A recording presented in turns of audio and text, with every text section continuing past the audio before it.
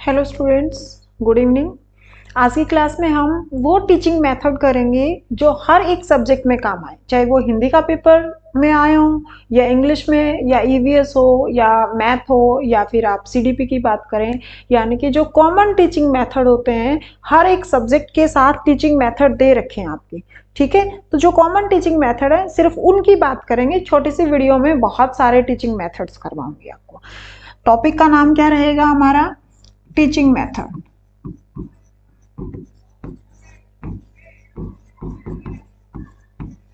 शिक्षण विधियां। ठीक है, शिक्षण विधियां। सबसे पहले जो वेरी वेरी इंपॉर्टेंट है, बहुत बार वहां से क्वेश्चन पूछा जाता है। एक तो टीचिंग मेथड करेंगे, उनके हमें जनक पता होना चाहिए, उसका प्रतिपादन किसने किया था, कौन से मनोवैज्ञानिक ने, कौन से साइंटिस्ट ने उसका नाम दिया था। ठीक है, और उसके अंदर क्या क्या है, ये सब चीजें देखेंगे। शॉर्टकट तरीके से टीचिंग मेथड को करेंगे, छोटे से वीडियो के अंदर बहुत सारे। सबसे पहले बात करूं, एक होता है हमारा आगमन विधि और एक होती है हमारी निगमन विधि। हर जगह चलती है, हर एक सब्जेक्ट में चलती है। आगमन विधि को क्या कहा जाता है इंग्लिश में? Inductive method. और निगमन विधि को क्या कहा जाता है? Deductive method. दोनों को साथ साथ करवा देती हूँ ताकि तुम्हें कंपैरिजन भी याद रहे। पहले विधि क्या है? एक बोला मैंने आगमन विधि, और विधि इसी को क्या बोला जाता है? Inductive method. Inductive method. और दूसरी विधि का नाम क्या है? दूसरी विधि का नाम है निगमन। दोनों के डिफरेंस तुम्हें पता होना चाहिए। दूसरी विधि का नाम है निगमन विधि। ठीक है, और इसको क्या कहा जाता है? डिटेक्टिव। डिटेक्टिव, डिटेक्ट करना, डिटेक्टिव मेथड। ठीक है, जो आगमन विधि है इसके अंदर पहली बात तो इन दोनों के ही जो जनक थे, दोनों के ही जनक कहाँ लिखोगे? यहां बीच में लिख देती हूँ। दोनों के ही जनक कौन थे? अरस्तु। अरस्तु। ठीक है, आप दोनों में देखो, ये जो आगमन विधि है यहाँ पर पहले क्या बताया जाता है? पहले बच्चे को बहुत सारे एग्जाम्पल बताए जाते हैं, और एग्जाम्पल बताने के बाद उनमें से क्या निकाले जाते हैं? उसके रूल निकाले जाते हैं। यानी कि जो आगमन विधि है ये कैसे चलती है, इसको क्या बोलेंगे? पहले बहुत सारे उदाहरण बताए जाएंगे, और फिर उदाहरण से किसकी तरफ चलती है? ये नियम की ओर चलती है। नियम की ओर। देखो पेपर में है ना, तुम अब साथ साथ कोई बच्चा फ्रेशर है, फर्स्ट टाइम नोट्स बना रहा है, तो आप उसी तरीके से नोट्स बनाना ताकि तुम याद कर पाओ। क्योंकि पेपर में फिर ये भूल जाते हैं कि आगमन कौन सी थी, निगमन कौन सी थी। आपने कॉपी में जो आज तुम लिख रहे हो आगमन को, उसको राइट में लिखो, लेफ्ट में। पेपर में कई बार इतने कंफ्यूज होते हैं कि हमें डिफरेंसेस पता है और फिर भी हम पेपर को सॉल्व नहीं कर पाते, क्वेश्चन को सॉल्व नहीं कर पाते। आगमन विधि कैसे है? उदाहरण से नियम की तरफ चलती है, या फिर इसको इंग्लिश में कहूं तो क्या कैसे चलती है? Example to rule. Example to rule. और एग्जाम्पल कौन से एग्जाम्पल दिए जाते हैं? जो पहले से ही बच्चे को क्या होते हैं? पहले से उनको ज्ञान होता है। ठीक है, यानी कि जो चीज एग्जाम्पल रियल लाइफ के साथ कनेक्ट करके एग्जाम्पल दोगे, और उससे क्या निकलेगा? रूल निकलेगा। रूल बच्चे को नहीं पता होता, जो सूत्र निकालोगे, जो फॉर्मूला निकालोगे मैथ में, वो फॉर्मूला नहीं पता होता, लेकिन एग्जाम्पल उसको पहले से पता होते हैं। तो हम क्या कहेंगे? ये विधि किस तरफ चलती है? ज्ञात से अज्ञात की तरफ चलती है। यानी कि इसी को दूसरी तरीके से क्या कहेंगे? ये विधि कहाँ से कहाँ चलती है? ज्ञात से अज्ञात। जैसे मैंने सूत्र विधियां करवाई थी ना, सूत्र बताए थे, शिक्षण विधियों के सूत्र क्या थे, फॉर्मूलाज क्या थे, वहां पर हम क्या करते हैं कि कोई चीज पहले से ज्ञान है बच्चे को, उस ज्ञान के साथ कनेक्ट करके उसे फर्दर ज्ञान दिया जाता है। तो ज्ञात से अज्ञात चलती है, नॉन टू अननोन चलती है। और क्या कहेंगे इसी विधि में? जो चीजें पहले सामने दिखाई देती हैं बच्चे को, वो सिखाई जाती है। ठीक है, अब एग्जाम्पल रियल लाइफ के साथ कनेक्ट करोगे तो मूर्त चीजें पहले से पता होंगी, और फिर बच्चा कहाँ चलेगा? अमूर्त की तरफ चलेगा। यानी कि इसी विधि में पूछा जाता है कि जो आगमन विधि है वो ज्ञात से अज्ञात चलती है या अज्ञात से ज्ञात? मूर्त से कहाँ चलती है? ये अमूर्त की तरफ। अमूर्त की तरफ। और क्या होगा इसके अंदर? पहले पूरी ऑब्जेक्ट दिखाया जाता है, फिर उसके छोटे छोटे पार्ट्स दिखाए जाते हैं। यानी कि कैसे चलेगी ये? स्थूल से सूक्ष्म की ओर। स्थूल से सूक्ष्म की ओर। ठीक है, और क्या होती है? ये बच्चे को ध्यान में रखकर करवाई जाती है। यानी कि बच्चा है ना, उसको ध्यान में रखकर, मतलब ये क्या होती है? बाल केंद्रित विधि होती है। ये कौन सी विधि है? टीचिंग मेथड के अंदर आगमन विधि करवा रही हूं, और ये कौन सी विधि है? ये बाल केंद्रित है, चाइल्ड सेंटर्ड है। बाल केंद्रित विधि है। बच्चे को ध्यान में रखकर आप उसको एग्जाम्पल दोगे और उस एग्जाम्पल से क्या निकालोगे, रूल निकालोगे, उसके फॉर्मूला निकालोगे। यानी इस विधि को क्या कहा जाता है, ये बाल केंद्रित विधि है, उदाहरण से नियम की तरफ चलने वाली विधि है। अब उदाहरण कैसे, किस बेस पर दोगे, बच्चे को जो पहले से क्या होगा, कोई अनुभव है, कुछ एक्सपीरियंसेस हैं। अनुभव को इंग्लिश में क्या कहा जाता है, एक्सपीरियंसेस है। यह बच्चा क्या करता है, बंदर आए हैं क्या, यह बच्चा क्या करता है, प्रयोग करता है और उसके आधार पर फिर वो क्या निकालता है, रूल निकालता है, या हम उसको क्या कहेंगे, नियम निकालता है। ठीक है। विधि के प्रतिपादक कौन है, जनक कौन है, विधि के जनक कौन है, अरस्तु है। ठीक है। अब निगमन विधि की बात करते हैं। निगमन में पहले क्या बताया जाता है, पहले आप उसको नियम बताओगे और नियम बताने के बाद उसको क्या बताओगे, उदाहरण बताओगे। यानी कि बिल्कुल इससे अपोजिट है। तो फर्स्ट क्या होगा, नियम से उदाहरण, नियम से उदाहरण की तरफ चलती है, उदाहरण की और पहले बहुत सारे नियम बताए जाते हैं और उससे बच्चा क्या निकालता है, उदाहरण निकालता है। जो नियम होते हैं ना, वो बच्चे को रूल नहीं पता होते। उदाहरण तो रियल लाइफ के साथ कनेक्ट कर लेता है, लेकिन नियम नहीं पता होते। जो सूत्र लगाते हो मैथ में, जैसे कि कंपाउंड इंटरेस्ट का फॉर्मूला लगा दे, तो बच्चे को कंपाउंड इंटरेस्ट का फॉर्मूला क्या होता है, उसके लिए अज्ञात होता है। यानी कि ये विधि कहाँ चलेगी, ये अज्ञात से ज्ञात की ओर चलती है, अज्ञात से ज्ञात की ओर चलती है। अब जो फॉर्मूला है वो उसके लिए क्या होता है, अमूर्त होता है। अब फॉर्मूला रख दिया कंपाउंड इंटरेस्ट का, उसको क्या पता ये क्या चीज है, तो वो क्या होती है, उसके लिए अज्ञात होता है। जैसे वॉल्यूम का फॉर्मूला लिख दिया LBH, अब LBH क्या है, उसके लिए क्या है, वो क्या है, अमूर्त।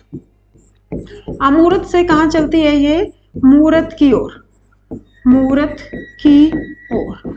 और क्या हो सकती है, पहले छोटी छोटी चीजें दिखाई जाती हैं और उससे फिर क्या बनाया जाता है, उससे फिर सूक्ष्म से किसकी तरफ चलती है, स्थूल की तरफ चलती है। यानी कि सूक्ष्म से स्थूल की ओर, स्थूल की ओर। अब ये बाल केंद्रित नहीं हो सकती क्योंकि पहले नियम बता दिया। नियम किसको पता है, टीचर को पता है। तो यानी कि ये किसके ऊपर बेस्ड होती है, ये शिक्षक केंद्रित होती है, शिक्षक केंद्रित होती है। ये विधि क्या होती है, शिक्षक केंद्रित होती है, होती है। पहले बहुत सारे क्या बताए जाते हैं, नियम बताकर, नियम बताकर उदाहरण बताए जाते हैं, उदाहरण बताए जाते हैं। ठीक है, बताए जाते हैं। फर्स्ट टाइम जो देख रहे हैं वो साथ साथ नोट्स बना लेना, क्योंकि कई सारी विधियां, 12-13 विधियां हैं, एक साथ करवाऊंगी। आपको ये डिफरेंसेस पता होने चाहिए कि जो आगमन, देखो अब किसी बच्चे को ये याद नहीं रहता आगमन कौन सी थी। अब थोड़ा सा मैं ट्रिक बता रही हूँ, किसी को दिमाग में स्ट्राइक करे तो देख लेना। आगमन अ शुरू हो रहा है और यहाँ पर क्या है, उदाहरण। ठीक है। इंडक्टिव, इंडक्टिव को इंग्लिश में, मतलब इसको इंग्लिश में क्या कहते हैं, इंडक्टिव। और एग्जाम्पल कहाँ से शुरू हो रहा है, ई से, ई इंडक्टिव, ई एग्जाम्पल। मैंने तो इसी तरीके से किसी टाइम पर याद किया था और अब तो धीरे धीरे पढ़ा रही हूँ तो अपने आप ही याद रह जाती है। यानी कि आगमन, अब ये याद नहीं रहता कि आगमन में उदाहरण से एग्जाम नियम की तरफ चलती है या निगमन में, तो आप इसको एक को याद कर लो, दूसरी उसे अपोजिट कर देना। आगमन आ, उदाहरण, इंडक्टिव, एग्जाम्पल। और निगमन में नी, नियम, और डिटेक्ट करना, कुछ चीज किसी चीज से खींचकर बाहर निकालनी। अब किससे निकालेंगे, जो हमारा फॉर्मूला है उससे कुछ बाहर निकालना, यानी कि उदाहरण निकालना। यहां तक किसी को कोई डाउट है तो देखो, आगमन और निगमन के दोनों के डिफरेंस बता दिए। दोनों ही, ये मूर्त से अमूर्त चलते हैं, वो अमूर्त से मूर्त। ये ज्ञात से अज्ञात, वो अज्ञात। ये अज्ञात क्या माना जाता है, जो हमारा फॉर्मूला होता है वो हमारे लिए अज्ञात होता है, और उदाहरण हमारे लिए क्या होते हैं, ज्ञात। तो उदाहरण से रूल की तरफ चला तो इसका मतलब ज्ञात से अज्ञात की तरफ चला। ज्यादा टाइम नहीं लगाएंगे, छोटी वीडियो बनाएंगे। नेक्स्ट देखो, नेक्स्ट विधि का नाम क्या है, एक विश्लेषण विधि होती है और एक संश्लेषण होती है। क्योंकि ये दोनों सेम सेम है ना, तो इसलिए साथ साथ करवा दी मैंने। एक विधि होती है विश्लेषण और एक विधि क्या होती है, संश्लेषण। विश्लेषण विधि, और इसके साथ ही मैं करवा देती हूं जैसे वो करवाई थी, संश्लेषण, संश्लेषण विधि। विश्लेषण को क्या बोलते हैं, एनालिसिस मेथड,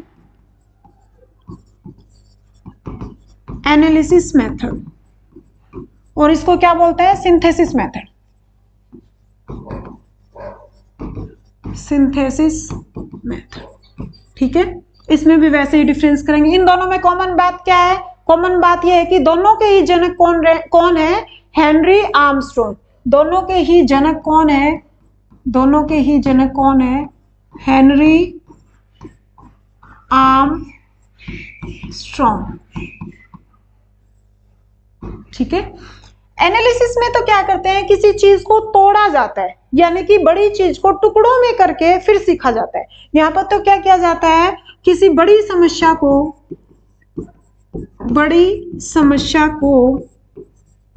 टुकड़ों में तोड़ा जाता है। टुकड़ों में तोड़कर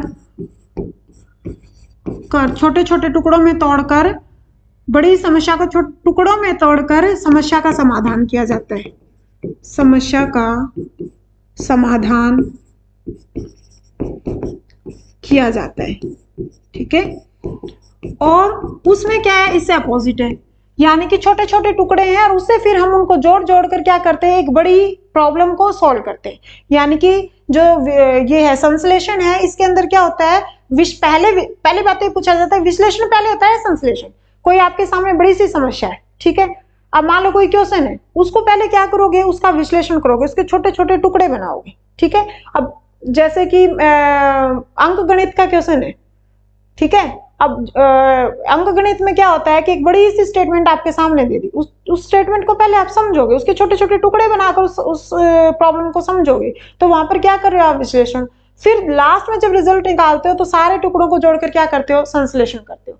या मैं बात करूं बीजगणित की, उसके अंदर क्या होता है, मान लो एक एक जैसे पद वाली जो चीजें उनको एक साथ जोड़ दिया और लास्ट में फिर कैलकुलेट किया जाता है, फाइनल जो रिजल्ट निकाला जाता है वहां पर आप क्या करते हो, संश्लेषण करते हो, सबको क्या कर देते हो, जोड़ देते हो। यानी कि छोटे छोटे भागों को जोड़ने के बाद समस्या का हल किया जाता है। छोटे छोटे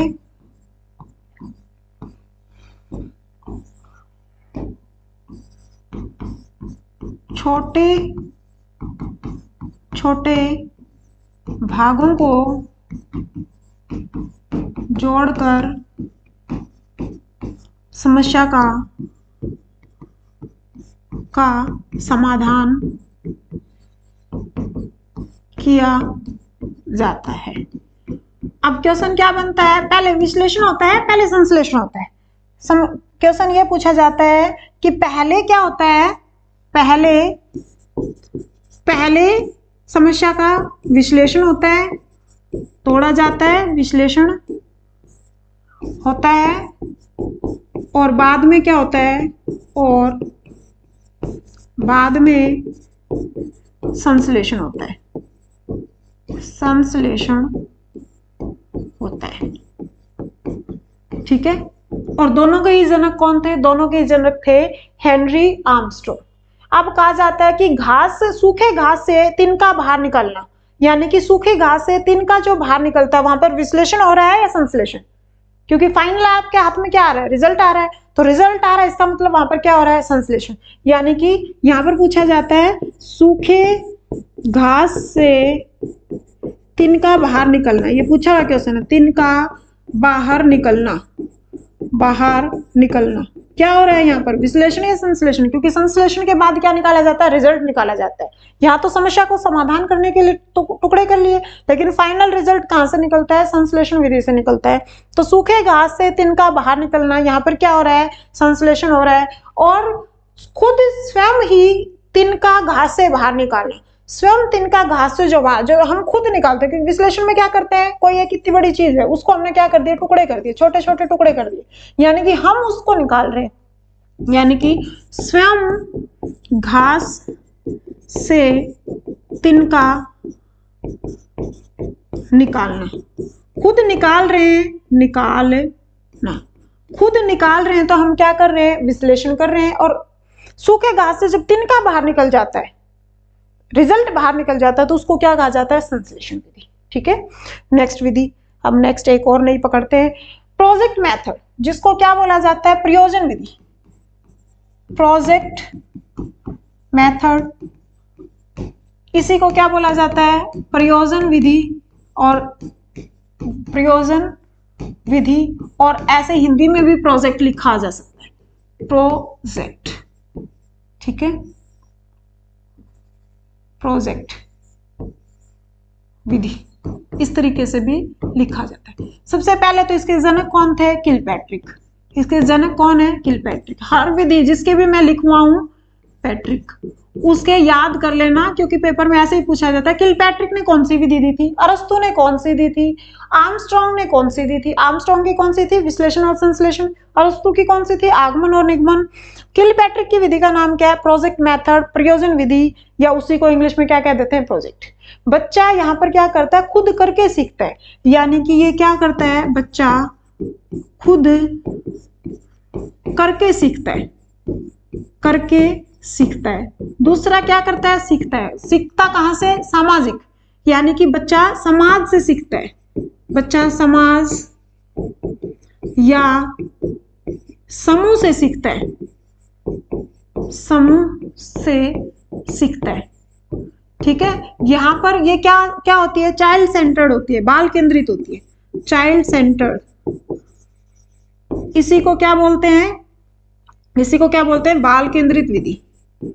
बाल केंद्रित है, ऐसे पूछ लिया जाता है जो प्रोजेक्ट विधि है वो बाल केंद्रित है या शिक्षक केंद्रित है। ये तो इसको क्या बताओगे? ये क्या है? बाल केंद्रित है। बच्चा यहाँ पर क्या होता है? स्वतंत्र होता है। बच्चा स्वतंत्र होता है, स्वतंत्र होता है और चीजों को कैसे सीखता है? Learning by doing, learning by doing in society. ठीक है, जैसे कि दिए बना रहा है, मिट्टी के दिए बना रहा है, तो बच्चा क्या कर रहा है? वहां पर उसको एक प्रोजेक्ट दिया गया है दिए बनाने को, और उससे वो दिए बना बनाकर कुछ सीख रहा है। ठीक है, रंगोली बनाना, इसके एग्जाम्पल लिख दूं मैं, रंगोली बनाना, रंगोली बनाना, या दिए बनाना, दिए बनाना, मिट्टी के बर्तन बनाना, मिट्टी के बर्तन बनाना, बर्तन बनाना। ठीक है, तो इस विधि को क्या कहेंगे? प्रोजेक्ट मेथड कहेंगे। और ये क्या है? इसका दूसरा नाम प्रयोजन विधि है, और इसके जनक कौन है? किलपैट्रिक है। ठीक है, नेक्स्ट विधि का नाम क्या है? Direct method. अब डायरेक्ट मेथड को क्या बोलते हैं? प्रत्यक्ष विधि। नेक्स्ट विधि का नाम क्या है? Direct method. ये मोस्टली कहाँ यूज की जाती है? जब भाषा सिखाई जाती है। डायरेक्ट मेथड या प्रत्यक्ष विधि, प्रत्यक्ष विधि। इस विधि में क्या होता है कि बच्चा बिना व्याकरण के भाषा सीखता है, यानी कि बच्चा क्या करता है? बिना व्याकरण के नियम जाने भाषा सीखता है, भाषा सीखता है। यानी कि भाषा कैसे सीखेगा? यानी कि मातृभाषा यूज करता है बच्चा। स्कूल में जाएगा तो अपने घर में जो भाषा यूज होती है उसी को मातृभाषा कहते हैं।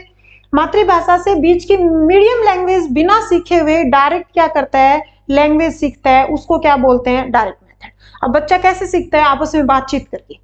मान लो एक क्लास में हरियाणा का बच्चा है, एक बच्चा पंजाब का है, एक तमिलनाडु का बच्चा है, तो बच्चा तमिल मतलब वो वहां तमिल थोड़ी जाता, तमिलनाडु थोड़ी जाता है, या वो पंजाब थोड़ी जाता है, लेकिन वो सीधा बातचीत करके बिना भाषा के नियम जाने, बिना व्याकरण के नियम जाने जो भाषा को सीख लेता है। ये विधि कहाँ यूज की जाती है? भाषा सीखने में। यह विधि कहाँ यूज की जाती है? विधि भाषा सीखने में यूज की जाती है, भाषा सीखने में प्रयोग की जाती है, प्रयोग की जाती है। और क्या करता है इसके अंदर? सीधी बातचीत करके मातृभाषा से जो हमारी रिजल्टेंट भाषा है ना वो सीख लेता है, मातृभाषा से मुख्य भाषा सीख लेता है, भाषा सीख लेता है। ठीक है, इसके बाद एक और विधि का नाम है अनुकरण विधि। अब अनुकरण विधि में क्या करता है बच्चा? अनुकरण विधि नाम से ही पता चल रहा है, जैसे कि सुलेख लिख लेना, या टीचर क्लास में चैप्टर पढ़ा रहा है और बच्चा उसको पीछे पीछे सुन रहा है और साथ साथ बोल रहा है। अनुकरण करके जिस चीज को सीखता है उसको क्या कहते हैं? सिमुलेशन मेथड कहते हैं, या अनुकरण विधि। इसको क्या कहते हैं? Simulation method. Simulation method. ठीक है, अनुकरण का मतलब क्या होता है, कॉपी करके सीख लेना। अब इसके अंदर टीचर होता है ना, वो तो क्या रहता है, जो शिक्षक होता है वो तो क्या रहता है, सक्रिय रहता है, एक्टिव रहता है। और बच्चा तो जैसे टीचर ने यहाँ पर बोर्ड पर लिखा, बच्चे ने सेम वो लिख दिया। अब मैं बुक पढ़ रही हूँ, राम घर गया, तो बच्चा पीछे पीछे बोलता है राम घर गया, यानी कि वहां पर क्या कर रहा है, वो एक टीचर का अनुकरण कर रहा है। और अनुकरण करके सीखने वाली विधि को क्या बोलते हैं, सिमुलेशन मेथड बोलते हैं या अनुकरण विधि बोलते हैं। और इसके अंदर बच्चा क्या रहता है, बच्चा सक्रिय नहीं रहता, बच्चा क्या रहता है, अनुकरण करने में बच्चा निष्क्रिय रहता है। पूछ लिया जाता है कि अनुकरण विधि में एक्टिव कौन है, तो एक्टिव कौन है, टीचर, और बच्चा क्या है, निष्क्रिय है, यानी कि वो एक्टिव नहीं है। ठीक है, डायरेक्ट मेथड हो गया, एक ये वाला मेथड है और दूसरे वाला अनुकरण विधि। ठीक है, नेक्स्ट मेथड कौन सा है, नेक्स्ट मेथड की बात करूं, विश्लेषण हो गया, संश्लेषण हो गया, अनुकरण हो गया, व्याख्यान विधि, लेक्चर मेथड। अब लेक्चर मेथड में भी क्या होता है, टीचर लेक्चर से वैसे समझ जाओ, लेक्चर दे रहा है। अब लेक्चर दे रहा है, इसका मतलब बच्चे पीछे पीछे सुन रहे हैं, तो लेक्चर मेथड अब लिखवा देती हूँ, व्याख्यान विधि, व्याख्यान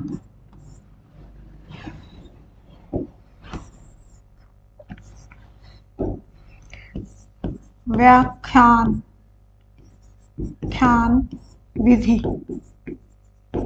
ठीक है, इसको ही क्या बोलते हैं, लेक्चर मेथड, लेक्चर मेथड।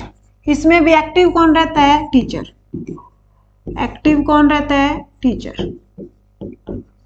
ठीक है, टीचर ने क्या किया, सामने खड़ा होकर चैप्टर को पढ़ा दिया और बच्चे ने क्या कर लिया, सुन लिया, यानी कि टीचर तो क्या रहता है, एक्टिव रहता है, और बच्चा कैसा रहता है, निष्क्रिय। बच्चा क्या रहता है, एक्टिव का पैसिव, पैसिव कौन रहता है, स्टूडेंट। इतना तो समझते हो ना, इसको क्या बोलते हैं, सक्रिय, और इसको क्या बोलते हैं, निष्क्रिय। ठीक है, इसके बाद नेक्स्ट विधि कौन सी है, किंडरगार्टन विधि। अब किंडरगार्टन विधि के प्रतिपादक कौन थे, फ्रोबेल। नेक्स्ट विधि का नाम क्या है, एक तो ये वाली होगी व्याख्यान विधि, नेक्स्ट विधि यहां पर है किंडरगार्टन,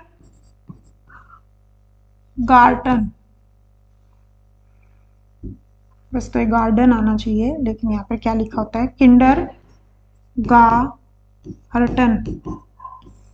विधि। ठीक है, इंग्लिश में कैसे लिखा जाएगा, किंडरगार्टन मेथड। देने वाले कौन थे, इसके प्रवर्तक कौन थे, फ्रोबेल।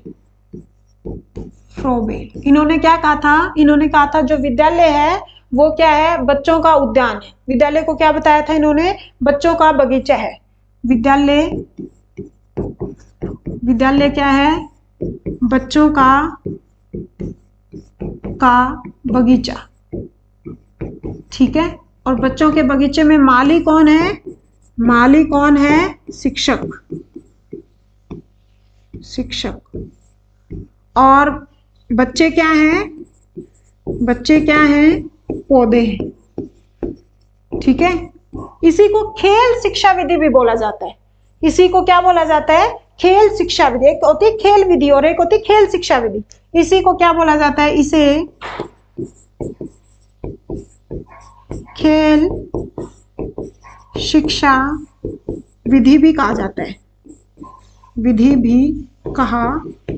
है। और बच्चा क्या करता है, खेल में सीखता है।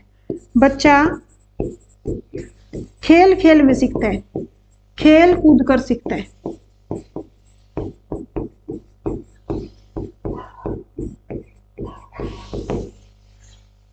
ठीक है, नेक्स्ट विधि का नाम क्या है, नेक्स्ट विधि का नाम है बेसिक शिक्षा प्रणाली, जो किसने दी थी, महात्मा गांधी ने। इसी पेज पर करवा देती हूँ।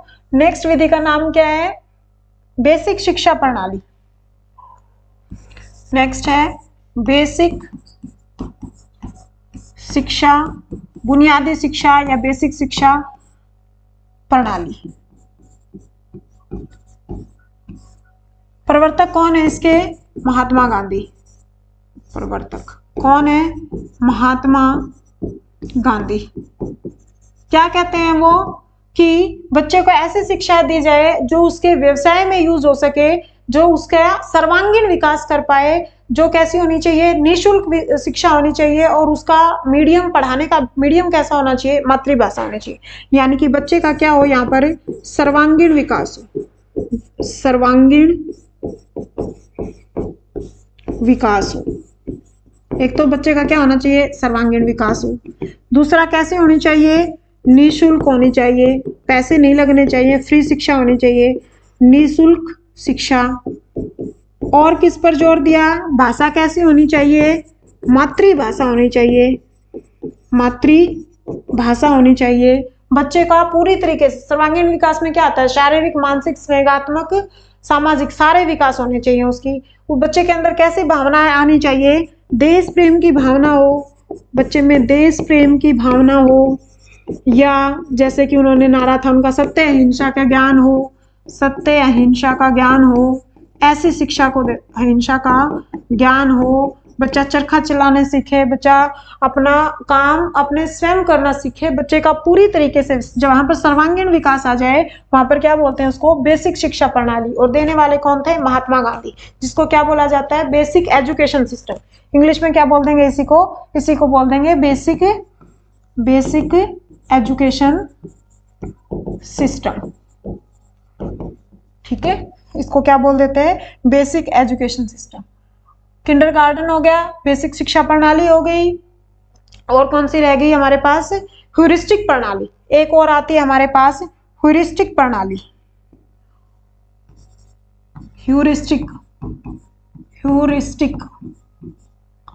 प्रणाली, जिसको और क्या नाम दिया जाता है, खोज विधि। ह्यूरिस्टिक प्रणाली को ही क्या कहा जाता है, खोज विधि।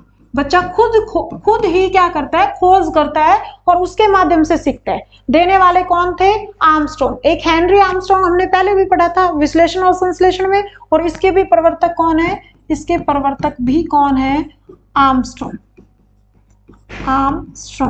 बच्चा क्या करता है, खुद सीखता है, यानी कि किसी चीज को जोड़कर, तोड़कर, टुकड़ों में बांटकर, वापस कंबाइन करके जो सीखता है, इस विधि को, इसमें बच्चा क्या रहता है, जिज्ञासु प्रवृत्ति करता है। जैसे देखा है तुमने, मेले में से जैसे ही टॉय लेकर आता है बच्चा, सबसे पहले ईंट मार के उसको तोड़ता है, उसको देखता है कि इसके अंदर कौन कौन से छोटे छोटे पार्ट्स लगे हुए। यानी कि बच्चे के जो बच्चा होता है इसमें कैसा होता है, बच्चा जिज्ञासु प्रवृत्ति का होता है, बच्चा जिज्ञासु प्रवृत्ति का पाया जाता है। ठीक है, देने वाले कौन थे, आर्मस्ट्रॉन्ग। ये जरूर याद रख लेना। बेसिक शिक्षा प्रणाली किसने दी थी, महात्मा गांधी ने। किंडरगार्टन विधि क्या दी थी, किसने दी थी, फ्रोबेल ने दी थी। बच्चों का बगीचा किसको कहा जाता है, किंडरगार्टन विधि को कहा जाता है। उसके बाद एक और आती है मैडम मारिया मोंटेसरी, जो कहाँ की थी, इटली की। ये क्वेश्चन भी पूछा हुआ है, मैडम मारिया मोंटेसरी कहाँ की थी, इटली की थी। और इन्होंने कैसी शिक्षा पर, कैसी विधि पर काम किया था, जिसमें कहा गया था कि बच्चा अपना ज्ञानेंद्रियों से या जनेंद्रियों से सीखता है, बच्चा खुद ही ज्ञान ग्रहण करता है। और इनको ये क्या थी, शिक्षा शास्त्री थी, मारिया मोंटेसरी विधि। नेक्स्ट क्या है, मारिया मोंटेसरी विधि, मोंटेसरी विधि। देने वाली कौन थी, मैडम मारिया। और मैडम मारिया मोंटेसरी विधि पर ही इसका दूसरा नाम क्या है, मारिया पद्धति विधि। ठीक है, ये कहाँ की थी, ये भी पूछा जाता है, ये कहाँ की थी, इटली की थी, इटली की थी। मारिया कहाँ की थी, मारिया इटली की थी। क्या थी ये, एक शिक्षा शास्त्री थी। क्या थी ये, शिक्षा शास्त्री थी, मनोवैज्ञानिक थी। और क्या पूछा जाता है, बच्चा किससे सीखता है, बच्चा ज्ञानेंद्रियों से सीखता है, स्पर्श करके, सूंघकर, देखकर, सुनकर, बच्चा ज्ञानेंद्रियों से सीखता है। ठीक है, और इसके अंदर क्या था, ये यूज किया जाता है कि 2.5 से 6 साल तक के बच्चों पर यूज की जाती है। 2.5 से 6 वर्ष के बच्चों के लिए अपनाई जाती है, बच्चों के लिए अपनाई जाती है। और क्या था इसके अंदर, जो मंद बुद्धि के बच्चे थे अपनाई जाती है। और क्या था ये मैडम मारिया मोंटेसरी ने किसके ऊपर प्रयोग किया था?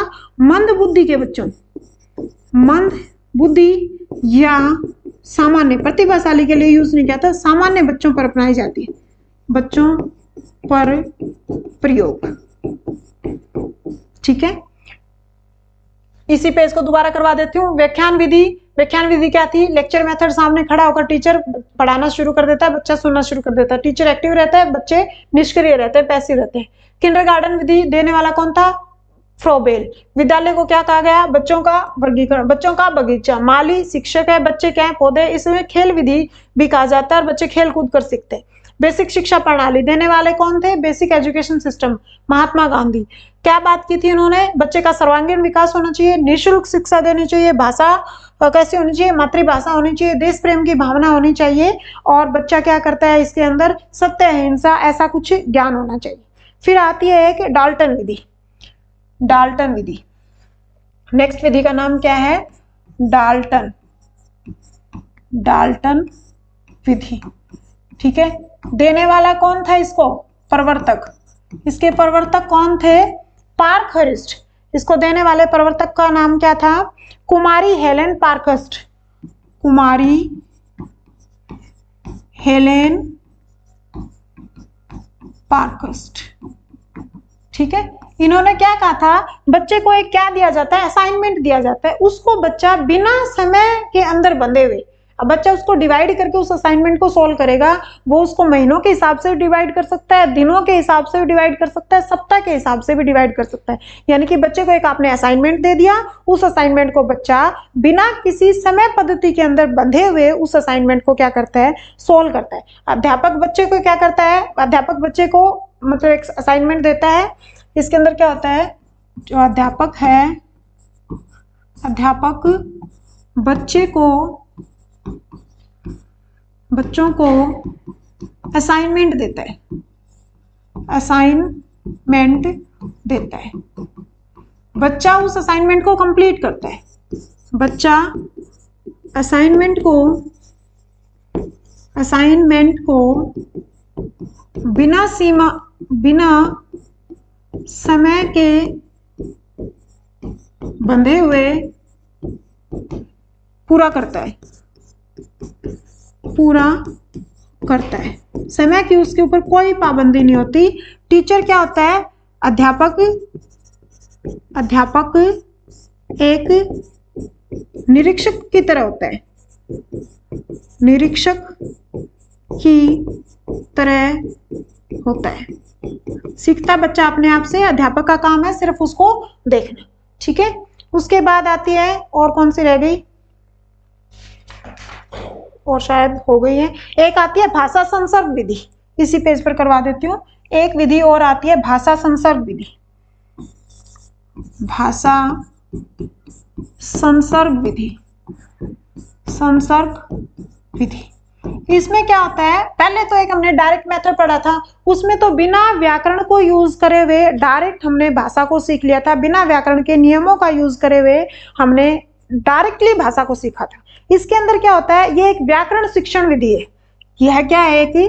यह एक व्याकरण शिक्षण विधि है, शिक्षण विधि है। भाषा संसर्ग विधि कैसी है? एक व्याकरण शिक्षण विधि है, और इसमें रचनाओं के माध्यम से व्याकरण का ज्ञान किया जाता है। यानी कि रूल बताए जाते हैं पहले रचनाओं के, जैसे कि इंग्लिश में पहले रूल बताए जाते हैं। पहले सब्जेक्ट आएगा, फिर वर्ब आएगी, हेल्पिंग वर्ब आएगी, फिर मेन वर्ब आएगी, फिर ऑब्जेक्ट आएगा, फिर अदर सब्जेक्ट आएगा। यानी कि रचनाओं के माध्यम से व्याकरण का ज्ञान दिया जाता है, व्याकरण का ज्ञान दिया जाता है। जो थी ना डायरेक्ट मेथड, डायरेक्ट जाता है। जो डायरेक्ट मेथड था वहां पर कोई रूल नहीं बताए थे, सीधा ही आपको भाषा सिखा दी थी, बिना व्याकरण के भाषा सिखाई थी। भाषा संसर्ग विधि, अब भाषा संसर्ग विधि जैसे कि आपको सेंटेंस बनाना है, ठीक है, तो सेंटेंस बनाओगे तो जैसे कि मिश्रित वाक्य बनाना है, या संयुक्त वाक्य बनाना है हिंदी में, या इंग्लिश के सेंटेंसेस की बात करूं तो आपको पहले एक रूल बताया जाता है कि सबसे पहले आप सब्जेक्ट लगाओगे, या जैसे पर्सनवाचक बनाना है, क्वेश्चन मार्क वाला बनाना है तो पहले आप हेल्पिंग वर्ब लगाओगे, फिर सब्जेक्ट लगाओगे, फिर मेन वर्ब लगाओगे, फिर उसकी वर्ब की फॉर्म देखी जाएगी, फिर ऑब्जेक्ट लगाओगे, फिर अदर वर्ड्स लगाओगे। ऐसे ही हिंदी के अंदर भी आपको कर्ता है, कर्म है, क्रिया है, उनको एक लाइन तरीके से लगाया जाएगा। यानी कि पहले रचनाओं के आधार के माध्यम बनाकर और फिर क्या सिखाई जाएगी, व्याकरण का ज्ञान दिया जाएगा। उसको क्या कहा जाता है, भाषा संसर्ग विधि। हेल्प किस में लेंगे, अब उसमें तो क्या किया था, डायरेक्ट मेथड में तो बातचीत करके बच्चा सीखता है, ठीक है। यहाँ पर क्या होता है, अच्छे अच्छे राइटर्स की बुक को पढ़ा जाता है और उन बुक को पढ़कर, जैसे नॉवेल्स पढ़वाए जाते हैं, तो अच्छी अच्छी लेखकों की रचनाओं को पढ़कर आप क्या करते हो, व्याकरण का ज्ञान करते हो। और ये विधि का नाम क्या है, भाषा संसर्ग विधि, या लैंग्वेज इनकॉर्पोरेशन मेथड भी बोला जाता है इसको, क्योंकि इंग्लिश में आएगा। अब ये तो सब में कॉमन है, सब में कॉमन है ये, तो लैंग्वेज इनकॉर्पोरेशन। देखो, जहां पर व्याकरण का ज्ञान दिया जाता है उसको भाषा संसर्ग विधि बोला जाता है, जहां पर व्याकरण का ज्ञान नहीं दिया जाता है उसको क्या बोला जाता है, डायरेक्ट मेथड। आज की क्लास को यहीं खत्म करते हैं। ये आपके क्या थी, कॉमन टीचिंग मेथड थी। अब ये भाषा संसर्ग वाला ये तो किसमें पढ़ोगे, हिंदी और इंग्लिश की लैंग्वेज में आएगा। आगमन निगमन है वो हो सकता है आपके ईवीएस में आ जाए। अब जैसे ईवीएस में तो भ्रमण विधि, मतलब भ्रमण विधि भी पढ़ी जाती है कि टीचर एक बच्चे को भ्रमण पर लेकर जाता है, बच्चा वहां क्या सीखता है, आते टाइम उस बातों को डिस्कस किया जाता है, ठीक है, फिर उसका रिजल्ट निकाला जाता है। यानी कि ये सारी विधियां तो हम ईवीएस में अलग अलग जो करेंगे ना उसमें करेंगे। अभी मैंने कौन से बताए, कुछ सूत्र बताए, जैसे आगमन और निगमन में ज्ञात से अज्ञात चलता है, एक में अज्ञात से ज्ञात चलता है। ये हमारे जो सूत्र हैं उसमें से कुछ क्वेश्चन उठाए हैं और कुछ हमारी जो कॉमन टीचिंग मेथड्स हैं वहां से ये टॉपिक उठाया था। Thank you.